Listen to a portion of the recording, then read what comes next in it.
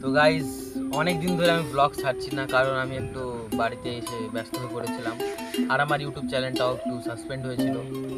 So একটা কথাই যে শহরে যেই থাকে সে অনেক কিছুই মিস করে, কারণ গ্রামের যেই একটা প্রাকৃতিক সৌন্দর্য সেটা সবাই একটু হলেও মিস করে, যারা যারা গ্রামে থেকেছে আগে কিংবা যারা আগাগোড়ায় শহরে থাকে তারা কোনোদিন উপভোগই করেনি এখনকার মানে এত যে সুন্দর হতে পারে একটা পরিবেশ, একটা প্রাকৃতিক সৌন্দর্য যে এতটা মোহিত করে ফেলতে পারে সবাইকে, এটা কেউ করতে পারে।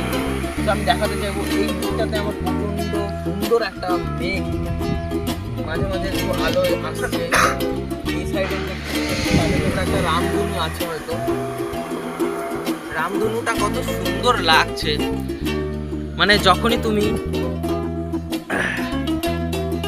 নিজেকে প্রশ্ন করবে যে আমি সব হারিয়ে ফেলেছি, আমার মধ্যে আর কিছু নেই, তখনই